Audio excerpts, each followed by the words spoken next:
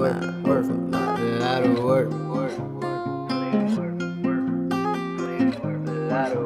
put in work, a lot of work. Got on my grind to make it work. I put in time to ease my mind. Now all the time I see dollar signs. I got the juice and barbecue. Yeah, I keep making moves, cause I know what to do, I put in work. Thank you. Thanks for having me. We're excited to have you. Welcome to Louisville. We're done now, right? After Kella, let's just call it. Let's call it right now. Call it right now, right? Great intro. We're excited to have you in this community, so thank you for taking the time. Thanks for having me. And excited to be here. Yes, it's amazing. For those, I kind of want to drop right into it, really, right? The book really showed like vulnerability, super candid, super transparent. Yeah. And for those who, it really revealed a lot of your individual life, right? Yeah. And so I'm kind of interested right out the gate, what compels you to write the book and reveal so much? Yeah. I was reading something on the way here, a book called Platonic by a woman named Marissa Franco. And when I say that, you might assume I read books, but it's rare. It's like one a year. And she was talking about the two ingredients in platonic friendship. And the two ingredients are shared vulnerability and continuous unplanned interactions. And there's a chapter on vulnerability, and I was reading it. And it basically says that vulnerability is taking something that we're ashamed of and sharing it. And basically, my story from a mental illness standpoint is I was diagnosed when I was 20 with something called bipolar disorder type 1. And I can still remember when the discharging psychiatrist told me that I had this illness, my immediate reaction was, no, I don't, right? Which is what happens. When you're 20 years old, 1 week you're on top of the world, and the next day you land this diagnosis and go back and read about it and find out that there's a 60% suicide attempt rate and a 19% suicide rate. So you're 20 years old and you're like, all right, there's a 1 in 5 chance I'm going to end my own life. And that's on the low side. And then on the high side, I might again become psychotic and have messianic, grandiose delusions. By the way, briefly being the Messiah is very exciting. It's really good. It's like everything you'd imagine and more. And so you spend about 5 to 7 days in that state and then come back to reality through medication and sleep and feel just massive humiliation that you had these thoughts. And my psychiatrist now, who I talk about lovingly in the book, says, actually everyone has got a wish to be God. Yeah. The difference with someone who's psychotic and someone who's not is you can believe that thought. The thought comes to your brain and you're like, well, maybe I am, right? And it's humiliating. And so what happened was we didn't speak about this. My friends who were around me when it happened, my family, my family are Punjabi Indian immigrants on my mom's side, and Scandinavian Midwestern folks on my dad's side. Extremely different cultures with one thing in common, a total inability to talk about mental health issues. And I think it extends to many cultures, right? It's not just unique to those two cultures, but we just buried it. And I'd been using mushrooms and some other drugs at the time, and that was so outside of the expectation, I was whatever, straight A student, all that stuff, that it became convenient to blame the drug use as the source of the psychosis. And the truth is it's more intersectional than that. The fact that there were drugs involved doesn't mean that the diagnosis was inaccurate. Those things can both be a part of the situation. And so shame, and coming back to vulnerability, is what we can't talk about. Shame is what is unspeakable. And so I spent 16 years internalizing the shame. And bipolar disorder in particular is tough because we actually say someone is bipolar. Yep. That would be like saying, he is cancer. No, he isn't cancer, he has it. But with mental illness, we equate the illness with the person. So now your identity is like, all of a sudden this new terrible thing. So vulnerable disclosure is taking your power back and saying, I'm actually not ashamed. This wasn't my fault. Like, this wasn't my fault. By saying it and speaking it, I can basically endeavor to expunge that shame for myself. And so I wrote the book for extremely selfish reasons, I'm getting this shame out of my body. And I know that other people have the same experience. And I know that family members of folks suffering from mental health issues have the same experience. And I also know that there's not a person that makes it to 40 years old who hasn't had their own mental health challenge, whether it has a diagnosis or not. Grief, addiction, the whole panoply, OCD, anxiety, unipolar depression, which we think affected 40% of adults during the pandemic. So I felt like, all right, F it. We're all dealing with this stuff. It's hard enough without talking about it. Let's create permission to talk about it. I love that because, many entrepreneurs, write a book, and it's the traditional entrepreneur story, conquer the world book. Yeah. And I started reading the book, and it had nothing to do with that at all, right? Yeah. And it really revealed some really dark secrets that you had, dealt with over that time period. Yeah. You mentioned a point in time, 20 years old, that initial diagnosis. Yeah. What was the buildup between that, that time frame, the 20 years old? Were there some things prior to that, actually, that was uncovered that you didn't discover prior to that first manic, state at 20 years old? It can come out of nowhere. It's like schizophrenia. My doctor now says that when someone goes into the hospital with psychosis, they pray for bipolar disorder, because in theory there's like a pathway through medication, and there are other illnesses that come across where they don't have the medications yet. It can come out of left field, and I think for me, there would have been no way to know this was coming when I was 20. But the Rubicon that you cross once you are diagnosed or once you present with symptoms is now you know it could be back, right? And so when the psychosis came back in the most acute form, it was 16 years later. And so it's like a volcano. It can go dormant, and you can lull yourself into thinking, oh, I don't need medication. I don't want to think about this traumatic memory. And then it comes back. And the second time it came back, it was accompanied with a really violent episode. And so I spent a week in Bellevue Hospital, the psychiatric ward in New York City. And I came out, I was 36 years old. I had a company with 600 employees. I'd raised $100 million of capital. I had an awesome girlfriend for the first time in my life. Someone wanted to be with me, which was surprising. And now I had put the whole thing in jeopardy because I had been in denial of the illness. Well, now I'm accountable because I knew. Intellectually, on some level, I knew because I'd been diagnosed. So that was tough. I walked out of the hospital finally ready to deal with it, ready to be in therapy, ready to be medicated, all that. And I walked out after a week in the psych ward, and I thought, okay, here we go. And I walked straight into handcuffs. And I was charged with felony and misdemeanor assault. If you want to know the rest, you'll have to read the book. But as you might imagine, it was a tough road there. And so I think, to answer your question, at 20 years old, there was no way to have predicted this was coming. But once it came, there was no excuse to not be prepared and be doing everything. And I think that 16-year wait is too long. And so one of the goals of the book is that it's a resource for people to hopefully come to acceptance. And if the shame is not a part of it, maybe it's easier to take it on. Yeah, and I know in the book you talk about your relationship with your father. Yeah. And how inevitably every father eventually falls in their kid's eyes. And then you talk about how you were, very early on, young, in class with people much older than you. And I can imagine the pressure, that you felt, one with your father, and then being, 14 in the class with people that are much older than you. Yeah. And I can see how that could lead you, at 20 years old to, feel like I have to perform. Yeah. And can you talk about kind of that relationship with your father and your childhood, how that kind of led you to that first kind of episode? And Oh man, let's get into the dad stuff.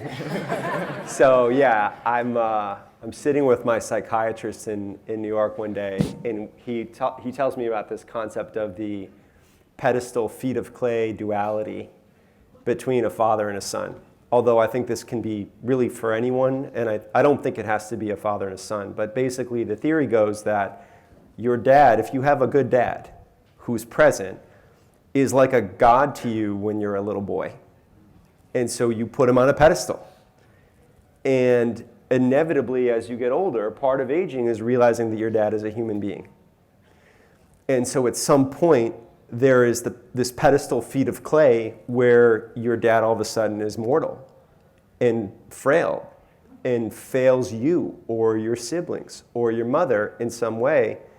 And then you're like angry about that and you're disappointed. And typically there isn't the infrastructure in the father and son relationship to have that conversation. And I was thinking about it and I was like, oh, this is Star Wars. Luke, I am your father, right? Like your enemy is your dad, but he's not, it's your father. He puts you on this earth. And so it's this axis against which young men are formed, is on that axis of conflict. And for me, the really problematic thing was I just adored my dad and I thought he was the best. And the dumbest thing happened, which is I had a fake ID that got taken by the state of Illinois. I was trying to get into Crowbar, which was a really cool club in Chicago. You know, Dennis Rodman doing shots at the bar. I was like 20 years old and we had these fake IDs and we were so convinced these IDs were good. They were Indiana IDs, by the way. That we're being total numbskulls. We put our names on them so that we could have like backup when they would be like, can you show us a credit card? Because I looked like I was 14, you know. And I was walking in one day and the bouncer's like, I'm taking this. And it was like, no, well, here's my ID. He's like, well, I can call the police from over there if you want it back. I was like, no, I'm good. And I didn't really think that much of it. And then like 6 months later, a letter came from the state of Illinois that said misdemeanor possession of a fake identification. And my dad was this like teetotaling goody two-shoes who never drank in my mind's eye. Like this guy doesn't have any fun. And so this came in and it was like crushing. So I'm on the phone with him at the World Financial Center in New York. I was a summer intern at Deloitte Consulting. And he says, Andy, I got this letter and I've got to tell you, it's like a dagger in my heart. And it just was like, because for the first time, I felt the weight of his disappointment, which I had never felt because I was a little straight A piece of shit. So it like generated all this feeling and anger at him for being what I thought was like overly pious or superior about it. And I also felt so disappointed in myself that I caused this. It's really emotional. And I had a boss later who likes to say that the strongest force in the universe is between a parent and a child. And at some point that has to break for the child to become an adult. And it's like an equal and opposite reaction. And that can happen like slowly over time, or there can be this like cataclysmic blow up. And maybe some of you have had this with your parent, your mother, your father. Like there's that like one fight you remember, there's that one thing, and that was it for me. And so I think that was an ingredient because the episode came 6 months later and it sort of deepened my like, well, F it, I'm gonna do ecstasy, and if I'm gonna be this degenerate, I'm just gonna enjoy it. And so that was percolating, and then we could talk. The other thing about mania that makes it really pernicious is it can be stimulated by really wonderful life events. The birth of a child, a marriage. In this case, for me, it was like a college girlfriend. I wasn't exactly a ladies' man, and then like had this woman, and you know, good things happen when you're dating and you're in love in college. So there was all that going on too. So you got like conflict with dad, serious relationship for the first time, all this percolating, throw in like mushrooms and ecstasy, and then this psychotic event, split happens. It was the year 2000. It was like Y2K.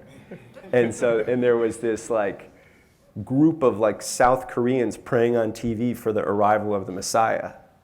And in that kind of upswing, I was like, maybe it's me.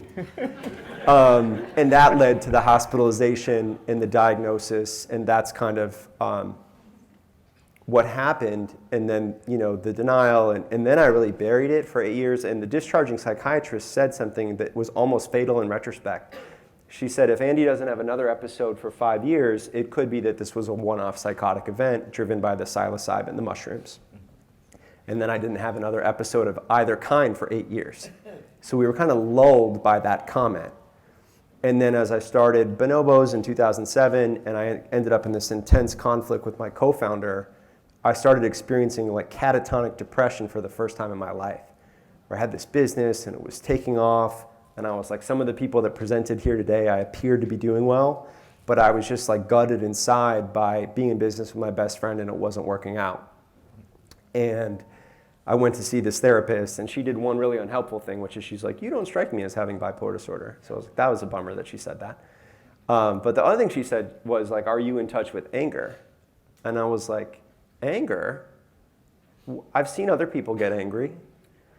What's that? And, we get into more of the family dynamics. You can tell I've had a lot of therapy.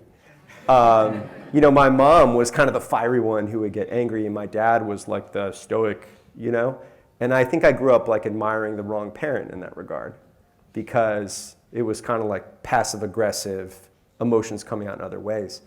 So at that time, and then what she said afterwards was brilliant, which is that underneath anger is a sadness. And if you don't express that sadness or that anger, it can lead to depression when it becomes sublimated. So I had this terrible depression, and I was in and out of that for years between the depressive state and the hypomanic state. And the hypomanic state is basically, it's not psychotic, it's like quasi-psychotic, but you're still operating in the real world. A lot of energy, a lot of ideas, a lot of vision, a sense that everything happens for a reason. More or less the central casting traits of an entrepreneur who's having a good day. So every startup founder? Right? Right? So it's like jet fuel. And so it can cloak the underlying illness. And it's why whether bipolar disorder attracts entrepreneurship or it kind of amplifies it, the stats are that bipolar disorder is probably 3% of the general population, and it's now, the UCSF studies this, 7 to 1 in entrepreneurs, which means 1 in 5. And it just resonates if you think about that hypomanic state. And there's a line in the book where I say, like, the life of the party is almost always dying inside. That anyone whose light is shining really bright, you can probably impute that there's a flip side to that you're not seeing. So the job was kind of the excuse for the ups and downs until it came raging back. I was going to hop into that for a second, because you're talking about at the age of 20 to 36. Yeah. Going through there, the ups and downs really transcended for you, because on the downs, I felt really down for you. It appeared in the book. And many times you equated that with the job being for the downs. Yeah. And then you get these incredible ups from a fundraise or a big deal. And you'll go like almost in that cycle again based on it being so up. What kind of finally, like outside of, during those times, were there moments where you kind of realize, I remember the moment in the book you talk about, I realized, I think you were maybe in China potentially, and you realized the job wasn't the reason for your depression. You're going through all those sleeping, you're sleeping 20 hours a day, and you realize for a moment it wasn't the job, right? And at that point in time, I think you had stepped away from Bonobos as CEO. You went back to get your job back, and you got it back, and you had these highs, and it kind of ran into that same cycle. Prior to that, like, did you kind of see some of where the highs were leading to the downfalls, or did that take for a big episode for you really to realize that? Yeah. The trip to China in 2015 was a big wake-up call, because I was 8 years into building Bonobos, and I more or less hated it. Like I felt trapped. Like I'd raised all this money and had all these people, and like I'd wake up and be like, shit, we sell pants, you know what I mean? Like, It wasn't, it was really innovative to get it off the ground because there hadn't been a digital brand that had been built. And I think entrepreneurs often start stuff because we're like driven to distraction by the world. It's like there's nothing that I want to do working for somebody else or something that's already been done. I want to do something that hasn't been done, which is why I like to say narcissistic personality disorder is 100% of entrepreneurs. Right? Because like you have to be a narcissist on some level to think you're going to do something that no one's ever done before. Right? And there's gradations of that. Dr. Z reminds me that there is a healthy level of narcissism that we all need, but then it's run amok, and it's frequently run amok in the entrepreneurial community and others. And so the wake-up call of 2015 was I left the job. I hired a CEO. I said, I'm not the right person to scale this anymore. I wanted to escape. It had been 8 years. I thought we need to find someone who can take it to IPO or whatever. And I went with my parents to Seattle for a weekend, and I thought, amazing, I'm out. Like, this is going to be great. And I felt the worst I've ever felt, depression-wise. And maybe you've had this with a relationship of any kind. It can be a personal relationship where you're like, then you just want that person back, right? Or you want that thing back. And it was kind of my go see about a girl moment. I'd fallen in love with a woman who was living in Beijing, now my wife. And I was like, all right, I'm going to go there. We're going to have this great summer, and I'm going to try to see if she'll move back to the U.S. She was a Brazilian immigrant, raised in America, working in China. How do I get this woman back to the States? And I couldn't get up before 3 p.m. And so she would come back from work at 5 and be like, what'd you do today? Did you see the Great Wall or whatever? And I'd be like, no. I had 3 coffees. I read 1 page of a book. And like, then it would kind of flip to the evening and I would feel a little bit better because depression can be kind of diurnal. When you're like, oh, I'm going to make it through the day now. I feel a little bit better. I don't have to just like slog through the afternoon. And the beautiful thing about those 3 months was she accepted me for it. Like she saw me for what I thought was the side of me that I had to hide from everyone, the side that no one wanted to see. Everyone wanted kind of the energetic version of me. And every day she would make me tell her 3 things I was grateful for. And I would be like, no, I'm not grateful for anything. But she would just sometimes just sit there for 20 minutes, God bless the woman, trying to come up with the 3 things. And then I got a call from back Bonobos and heard that it wasn't working out that well with the new CEO that we'd brought on. And we were staying at a hotel called the Opposite House. And I kind of had this mind F where I was like, I'm just like wrong about everything. I'm like on the wrong side of every, major life thing because I felt excited. And that was when I realized that Bonobos wasn't the source of my problems. It was actually almost like an antidepressant because it gave me purpose every day. And I had 600 other people I didn't want to let down. And I had over 150 investors I didn't want to let down. And actually that duty and that responsibility was a source of stability. It was the underlying, unacknowledged mood disorder that I was in denial of that was the source of the ups and downs. So I tried to treat the symptom rather than the underlying illness. And I came back into the job. And it was amazing. I sat down in Madison Square Park in New York and just started crying because I was like, oh, I have my purpose back. I think that's a cool theme throughout the book that you kind of explore is one, telling people about your vulnerability, your vulnerability, and then some people, like your family, trying to sugarcoat that, and saying like, no, you're fine, or then you have people at work, they're saying, no, that's you, and then you coming out and saying like, but nobody, when I tell them, not giving me any reaction.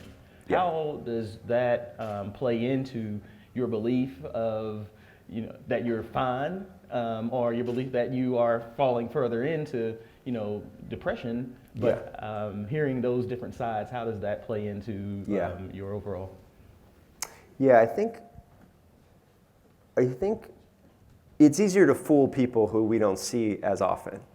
And so with my family being in Chicago and me being in New York, I could hide it. But also I think they knew.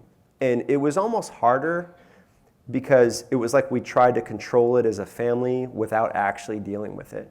So my sister would text me every night, a little like code, which was like, are you asleep? Basically, it was, are you going to sleep? And then in the morning, there was like a good morning, and it was like a check-in. And then my mom would try to get me on the phone like every day. She would be like, "Yo, good son, talks to his mother every day." And she would tell me later she just wanted to hear my voice to see how I was doing. So it was like we knew, but we didn't deal with it in the like, let's get medication and doctor and all that stuff way, which makes it almost harder to tame. For the people that I work with, the people who see us every day, you know, they know. You know, like you kind of intuitively understand if someone has a mood disorder. So when I sat down with colleagues of mine at work and I had this big revelation, they would be like, like, okay, bipolar disorder. Oh, interesting, we understand. And it's like, shit, they work with me. You know, they know these mood cycles. You know, it's impossible not to notice. So that's why I think the workplace is such a powerful venue for disclosure. Because it's a paradox. You would think, well, work is the last place I can talk about this. But it might be like the first, because no one cares about you that much at work. You know what I mean? It's not like a bad thing. You're like, whatever. You have one friend at work who you love, right? But everyone else, you know, they're people you work with. So it's not like, they're not codependent. They're kind of like, oh, okay, now that's information that I have, and maybe how can I help this person? And so it's kind of fun. It's like easier to tell strangers, right? Easier to tell the Uber driver or whatever. Work is a great venue for it. And by the way, it's also really relevant at work, because when you then are in crisis, people know when things come up, when you need to take time off. Wait, you're calling in sick. Well, whoa, I'm really depressed actually. And then you have resources that we're now building. There's more and more mental health tech being built. Companies are starting to look at it as a stripe of diversity. You have neurodiversity employee resource groups. And by the way, once you've disclosed, it's like harder to get fired. Because now you're a protected class, right? You know, or maybe a doubly protected class. So there is a flip narrative to that, which is that, you know, it's not clear whether disclosure, how it ties to professional advancement. And that's why I felt like, well, shoot, I had this company, I sold it, I don't need to work for anyone else, you know, knock on wood. If I don't say this, then how can we expect someone to say it who's coming up who doesn't know if it's safe? And that's why I think leaders of organizations, CEOs, founders, executives, we have an obligation to disclose to our employees some of the tough times we've been through, because it creates a safer space for anyone else to come forward. And by the way, what I've learned is people love it. People love the struggle of other people.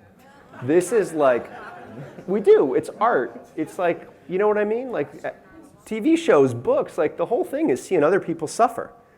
And so when you tell someone else that's hard for you, you actually light up their empathy. And you light up something inside where they want to connect. And so I try to explain to leaders, it's actually strategically in your self-interest to disclose your vulnerability to the teams that you lead, because you're going to actually build more followership that way than by being an asshole or by pretending that everything's good with you. Yeah, and that was, I mean, a huge, I think, story over the book. Like you and your co-founder, you know, went from, you know, we're starting this business together to we're not in business together to, okay, Andy, you were an asshole, and like, okay, dude, that's cool. We are, you know, we're still cool for it. So. Well, I blamed it all on him. You know, when I had like the co-founder divorce, it was like everything was his fault. So it's easy in conflict to externalize blame onto the other person, because we're like in a protective posture. We don't want to get hurt. We're awesome, right? It can't be us. And then with the benefit of hindsight, certain patterns in your life recur. So I hired another close friend, and we had a falling out, and then like I was dating around, and pretty much nothing long-term was happening. And I woke up one day, it was like 5 years after the co-founder divorce. I was kind of on this journey of learning, and I had this moment where I was like, oh, I'm the problem. Like, it's me. I'm the villain of my life story. And we all are, right? We're all the heroes and villains of our own life story. And it was brutal to take that on, but it was also empowering. Because I was like, well, if I'm the problem, I can do something about it. And that was the beginning of learning things like I was impossible to disagree with. I went into meetings and I wanted to sell everyone on my idea and solicit input, but I wasn't really interested. I wasn't interested in creating a culture of dissent. And it wasn't until I met Manuela that she really wore me down on this and was like, you're not really interested in my opinion. You talk about how, you love being with a smart woman, but you're not actually interested in what a smart woman has to bring to the table, which is maybe better ideas and better judgment than you. And it was like, shit. And then I was with my best friend. We went on a camping trip with Manuela and his kids one day, and we were walking down a hill. I'll never forget this. And he goes, Andy, it was the first time he'd spent time with her. He goes, Andy, marry her and let her make every big decision. And it's a journey to unlearn those patterns. Yeah, I feel like that's the hypomanic part about being a startup founder, right? Yeah. You walk into these VC meetings with VCs and you have to be at the top of your confidence. Yeah. And then you got to walk back in like, okay, we have how many months of burn left? How many weeks before we're out of money? Yeah. So it's kind of riding that sine wave, those ups Yeah. and downs of being, like you said, at the top of your game, but then going back and saying, hey, I need to humble myself and still lead this team. I think that's really tough place to be in, when you're trying to raise money and go back and lead a team. Totally. Yeah, my wife took to calling me Shark Dog because she was like, you can be a shark during the day, but when you come home, you're my dog. Like basically, and there's this whole thing where like, there's the Myers-Briggs test. Have you taken these tests? And I'm an ENTP and she's an ENTJ. And the research shows that the ENTJ considers the ENTP to be their pet. It's like their cute, funny partner, not to be taken super seriously, but like very loving and positive and like wants to cuddle up. Like that's all my wife wants. She just wants like my body heat, you know what I mean? And entertainment and like crack some jokes. But when it comes to like judgment, she'll be the one that's like, Andy, you need to fire that person. Like that person doesn't have your best interest. Or, when it comes to those decisions, I'll go to her. Like we're kind of battling out over preschool right now because I love our son and I don't want him to go anywhere. And she's like, come on, like we got a social. And I'm like, I know she's right. It's one of these things where like, I know my wife is going to be right later. When we're having the discussion, I'm having two conversations. The one that's defensive and I want to win, and then the other voice in my head that's like, she's going to be right later. So if I know she's going to be right later, what would it take to consider the possibility that she's right now, right now, and not put her through the torture of the next 3 weeks or whatever? I love that. Talking through, kind of like leadership, right? That's good leadership, right? Knowing when to defer, when to listen. Yeah. You talk about some of those aspects in the book of becoming a better leader. Also, I'm kind of curious. You also during that stage, I think it was one of your last series, maybe Series B, you raised $25 million potentially. Yeah. You started, you already talked about the verticals, like going down different verticals throughout the book and going through different verticals in the business, which weren't right for the business. Yeah. And then you started doing angel investing, right? At a high velocity. Yeah. Curious, how does he first get involved with angel investing? And then was that one of those aspects where it was like a high and you just want to do more of that as well? Yeah, totally. One of the characteristics of hypomania is spendy behavior. And so, I've given my wife like our bank accounts and I have like a amount that I can spend without her approval, partly because I know that if I'm in a really optimistic state, for sure this angel investment's going to be awesome. And like it would be better if I had a hobby of like buying cars or watches or something, because angel investments can be a large number. I've sat down at a breakfast and been like, yeah, we'll do 250. And it's like, we shouldn't be doing 250. Like we should not be investing $250,000 in a startup. we sold some pants, but we didn't sell some iPhones or whatever. You know what I mean? So I've come to, and if I'm in a really good mood, I love people so much that I'm like, of course this person's going to do it. Like, I've probably invested in 70% of the entrepreneurs I've had pitch me, which isn't a great rate.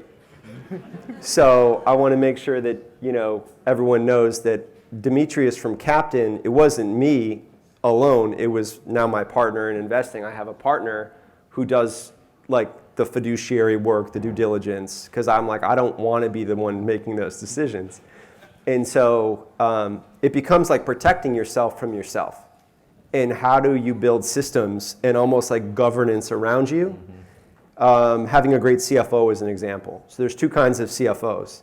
The kind that's like the CEO's lackey, and it's just trying to deal with it. And the kind where you say, you're the CFO, you have the keys, you have the bank accounts. We can't spend money or make investments unless I can convince you. And then it's like, okay, now I'm actually the one in the subservient posture to try to convince the CFO. So I've come to learn, like, how do I create structures? So one of the things that, in the book was, that really stuck with me was how, I feel like your hypomania allowed you to do extraordinary things and get these extraordinary wins. For me, I say ADHD, it's probably like my superpower because my computer just cranks a little bit faster than it probably should. So within those, how do you think that you would have been able to carry out or do some of these things that you were able to do without, your bipolar, hypomania? So I think strengths have shadows. We all know this. We all have kind of in the roots of what makes us great or unique or beautiful is something on the flip side that threatens to bring us down. It's kind of like the bargain that you make. I prefer to think of it as like a bargain with God. Like, I'll give you this power, but I can also rip it away. And it's going to be related.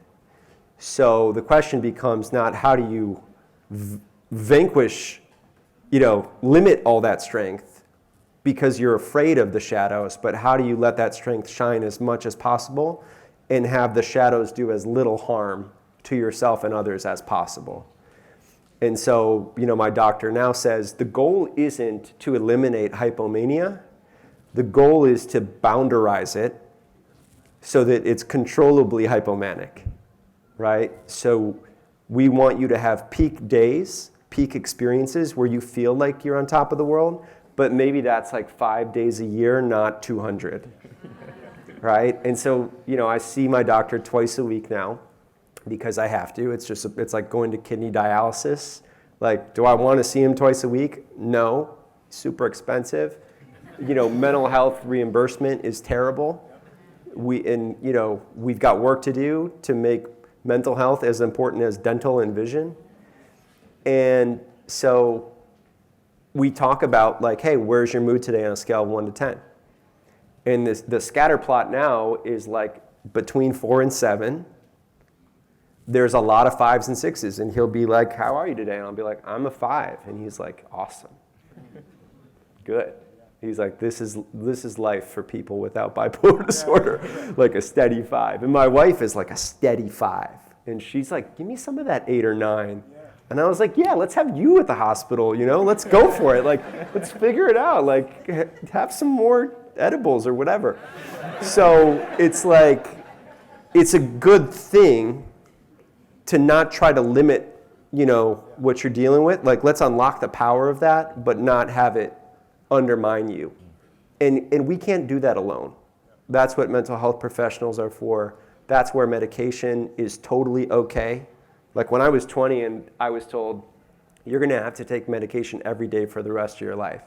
It was like, I once had a doctor tell me I'd use Selsun Blue shampoo every day for some like whatever. And I was like, I don't want to use Selsun Blue every day. But would it have mattered? So how do we get this thing of like, a pill is not a big deal? Why is it bad to quote unquote need a medication for a mental health issue, whereas for a physical issue, you just sign up for it? And so that's where it becomes, the answer to your question, I guess I'm resolving right now because I'm trying to build something new. And I guess part of my hunger and fight now is to prove to myself that I can do it without being all over the place mood-wise. I feel like it's like the Hulk, right? It's containing that power and not letting the Hulk come out. And if you can do that, you're on that right path. Who I thought I was when I was 3. So maybe this does go back to childhood. Shit, I got some other chapters of the book. I was like, it's like, dude, you're a scrawny half Indian kid. Like, you're not the Hulk. I'd kick your ass right now, you know? All right, as we get ready for a couple of questions from the audience, I was kind of curious about you had that trip in Vegas where you were hanging out with the late, great Tony from Zappos. Yeah. And talking about mentorship and peer-to-peer mentorship, hanging around those type of entrepreneurs at that point in time for you, what did that do for your entrepreneurial growth? And then what are some takeaways that the founders in the room should be thinking through on mentorship? Well, first of all, talk to Kella, because he's working on something incredible, mentorship-wise, and I'm really inspired by it. We need not just like the advice on hiring and financing, but like how do we manage our own psychology? Because that's kind of that's like the dark secret, is like that's the most important thing, is to manage our own psychology. And I love Ken Chanel, the former CEO of American Express. One of the great CEOs of all time, led Amex through so much, including 9/11. And after 9/11, he said, the job of a CEO is in 4 words, 2 bullets: create hope, define reality. And I think we're all trying to do that, like in life. How do we have hope for ourselves and belief that the future is better, but also accept reality? Those things are at odds, actually. And my view is a little bit funky on this, which is you can't occupy both of those states at the same time. So you need your create hope days and you need your define reality days. And you need those days to be in some kind of balance, because it's just hard to be both at the same time.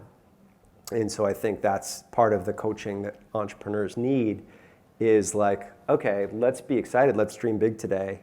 And then let's have a conversation the next time we hang out about how we're going to be bankrupt in like 82 days. The strategy isn't working, your CFO sucks, and like what are the steps that we're going to take to get back to some of those hopeful days. I love that. Great. As we get ready to conclude, are there any questions in the audience? I would love to open it up if we have anyone that has a piercing question.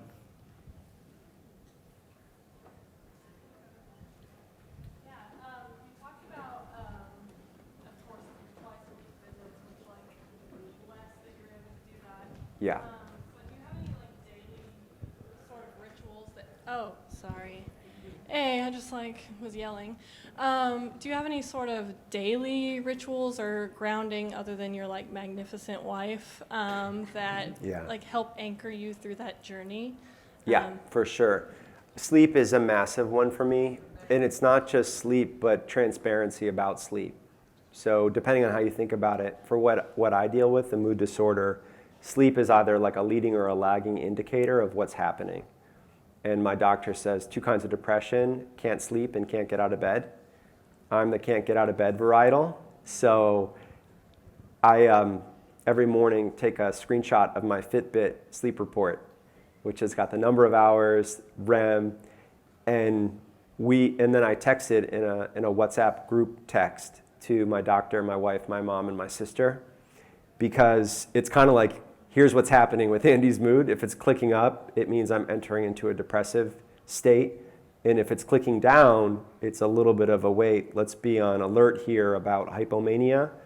And then if it goes down to 2 hours, then it's like, all right, red alert. There's another medication I take. I call off my calendar for the day because nothing is too important for our health except coming to Louisville. Don't worry, I'm in a good spot now. And that transparency becomes huge. Another one is transparency around feelings, which is I've learned I can't have this like monkey on my back about a feeling about someone else that I care about. So that might be my wife, my sister who I'm in business with. If something's nagging at me, I know it's going to come out in some unhealthy way. So it's like, get that monkey off your back. just, get it and say it. And then the other thing I try to do, so I converted to Judaism, which is my wife's background when we got married. And she doesn't observe anything. But I really loved the idea of Shabbat, right? The Sabbath. And so I try to have 24 hours from Friday at sundown to Saturday at sundown where I put my smartphone in airplane mode, unless my mom is trying to call me, in which case I got to figure that out. But try to just take 24 hours of a digital detox. It's extremely difficult. Like Saturday morning, it's just like Wordle, Daily Mail, chess.com, Slack, email is like the siren song of that device. It's sometimes I wonder it's my primary relationship in life. Like the first thing I see in the morning, the last thing I see at night, it's too much. And so it's really hard. But the interesting thing is by Saturday evening, I don't want to get back on it. So those are a few practices. And I love that. That's great. Up front. Hi, I just had a question about when you're being transparent about these issues in a workplace, Yeah. if you've been met with resistance, and how do you navigate those conversations? Yeah. Thank you. It's a good one. I think vulnerability doesn't mean all the way, and it doesn't mean right at once. And so I think vulnerability is strategic, which is someone has to be deserving of our vulnerability. They have to earn it. And so you're probably not jumping in on your first day. Hi, I'm Becca. I have bipolar disorder. It's not day one. It's when you feel safe. And so it might start with a friend at work. They say true happiness, the research is having one good friend at work.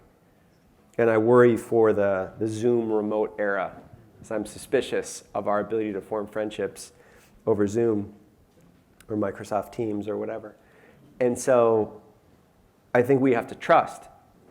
And the question then becomes, well, if you don't feel like you trust your workplace with the information, are you in the right place? So not all the way and not all at once. But if you're a year into your role and there's something about you that is fully unseen, it's an interesting conversation around why. Is that something you're holding back? And I think the truth is that more often than not, it's us holding back at some stage. A year in, it's usually us because we hold a hypothesis that it's going to somehow be our undoing.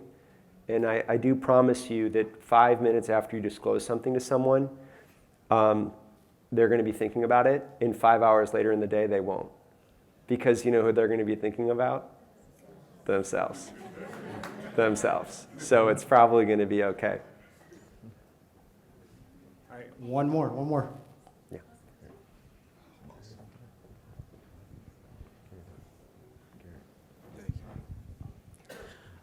Something that really stood out to me, my name is Josh Eddings, by the way. Thank you. Hey, Josh. Something that really stood out to me that you had said was just about your experience with a therapist and one of the big red flags of like a no-no that a therapist should not say about, oh, but you don't seem like you would have bipolar disorder. Yeah. I come from a position where like I've experimented slightly with therapy, and Yeah. in my life experience, I have a lot more reasons than most to like need therapy. How do you push a young person? Like, what's something you would tell someone like me to like really pursue that or like just activate that? Because for me, it's like I can talk to people and I can be vulnerable, and that's very easy for me to do because like I've always told people my life stories and things like this. But like to get actual help, answers, and things like that, like what's something that you would motivate someone to do, or like what's a step I can take in the right direction? Yeah, beautiful question, and that's awesome that you're having those conversations. It sounds like with others. Light years ahead of where I was. And I think two things. One is finding a great mental health professional, whether it's a therapist, a healer, some other modality, really someone who's not someone who we can pay to talk to, basically, right? Which hopefully means two things. One, they're a professional, they're not a friend. And number two, hopefully they're good at what they do. Finding that person is a little like dating. If you're like 100 deep, maybe you've got some work to do on settling for the right therapist, but it's probably not the first person you're going to talk to. And it's exhausting. If you've just gone to someone a few times and you've told all these stories and you're like, I'm just not clicking with that person. And what I would tell you is, if you don't like your therapist, let's just stick with therapists as the person. If you're kind of like, I don't like this person, that's not your therapist. Like, I love my doctor. I want to hang out with him. I can't. I love this guy. He's so smart and he listens so well and he's brilliant and has helped me a lot. You want to feel like the way you feel about your best friend or the way that you feel about your partner or the way you feel about your child, like I love this person, that's what you want. And it's unlikely that's going to be the first person. So you got to stick with it. You got to kind of keep therapist dating. And then the second thing I would say is not everyone needs to do what I do, like twice a week. But I think at some point in your life, to be in therapy for 3 to 6 months is a really healthy thing to do, even if you feel like you're kind of like good at this. And the other thing I would say is being in couples counseling, let's say for 3 months at some point in a relationship is a beautiful thing. Because if you're like stuck with a partner, it's very improbable that two people who are stuck are gonna like get unstuck without help. And so, you know, I've been together with my wife now for a decade, and we had like 6 months where we just really needed it. And I don't think we'd be married without it, because we were coming out of the trauma of me having struck her. We were dealing with the situation where she didn't want to have children. And you know, eventually I came to a place where I said, like, look, we can miss out on the best thing in the world together if that's your preference. And so I had to like choose her above that. She's the sappiest mom now ever. You know, she's like, I'm like, you know, what is it? She like spent time with her son, and she's like, well, shit, that other thing wasn't love. Like, whatever I felt for you, that ain't love, right? You know, and like everyone laughs because it's just true. Like the love for a child, it's just a different animal. So that was so helpful for us. And so it's cool if you're generally good, awesome, but don't hesitate and keep therapist dating and like get in there for 6 months with somebody and see if you can take kind of a leap. One more. Yeah. Last question, we gotta go. Garrett. Thank you. Andy, I have sort of a follow-on from an earlier question, but I was just talking with a friend recently. He's at a kind of a corporate place. We're good friends, and he finally shared with me for the first time that he has suicidal thoughts every day. And that was, I knew he was depressed, and we had talked about depression, but that was really heavy to hear, and I didn't know that. And you know, I had suggested, you know, find somebody at work you can talk to, but that not should he. And I appreciate that note about does everyone deserve your vulnerability. I think that was very powerful. I'm definitely going to share that with him. But I feel like, you know, something more is needed. There needs to be somebody who should he go tell at work? So if he's having a bad day, it's a real bad day. It's a heavy, bad day for this man. Well, it's a beautiful thing that he's told you. That's a really good thing. And I think with suicide, right, second biggest killer of young people now. He's 50, but he's made it this far. Yeah, sorry, and he's young. He's young. Let's just say. It's all relative, I guess, right? I now think that's young. I now think that's young too. The key thing is for us to understand that suicidal ideation is not a big deal. It is extremely normal at some point to not want to do this because doing this is hard. And it's actually very common that at some point in your life you will say the words to yourself, I don't want to do this anymore. Like, probably that's a majority of human beings have that thought at some point. And people who do end their own lives is actually at the center of 3 intersecting circles. Having that thought, feeling like they want to end. People don't kill themselves because they want to be dead. They want to end the feeling of depression. It's like being hungry. You're not like, you know what I want? Let's go. I want to be full. No, you're hungry. And that hunger rises in you, right? Like if you know what I'm talking about. You get hangry, right? Because you're like, you want to end that feeling of rising hunger. That's why people end their lives, right? And then the hard part is the ability to do it. It's like hard to kill yourself. And that's why we see sex workers, military veterans, people who have a high pain threshold tend to be the ones that have, like, I hate to say it, but like the courage to do it. And so if we start to think about it as these concentric circles and recognize that the suicidal ideation bucket is not a big deal, we're all there, then hopefully we can normalize what your very brave friend has done, which is make it okay to tell someone else that you're feeling. I was scared for him in that moment when he told me, thinking about sharing that at his very corporate job, right?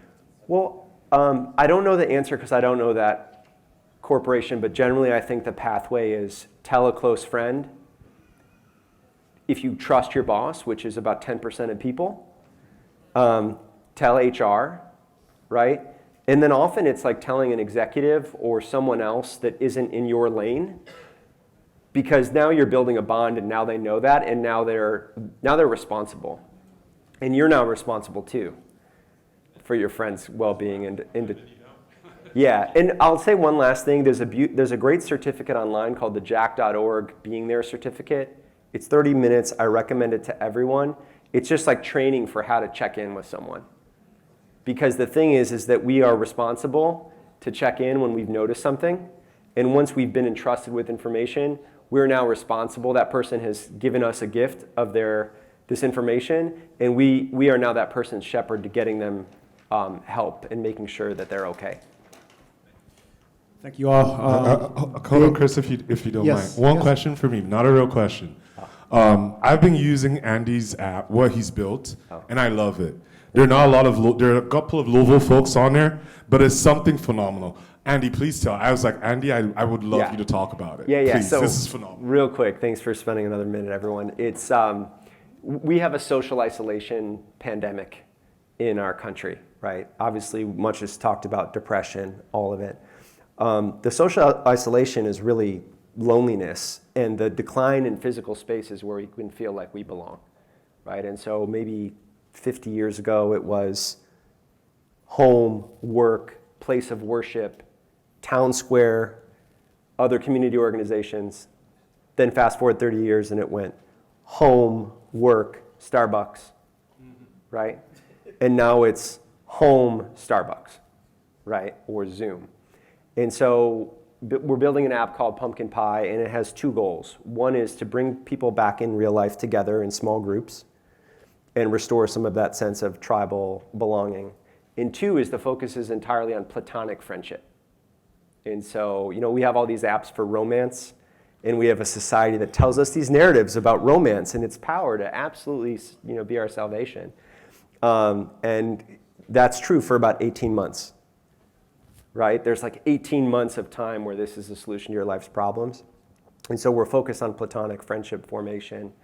And the app is a question and answer app where you say love, like, meh, or dislike to questions about polarizing things. So the first, for the first quiz, it's like, do you like Dave Chappelle, Crocs, the World Cup, beer, God, other people's children, cilantro, pumpkin pie. And from this, we build like a personality genome, and then we make connections. So we're in open beta in the App Store. You can download it. If there happens to be a little bit of a groundswell, I'm confident that we can make you one great new friend.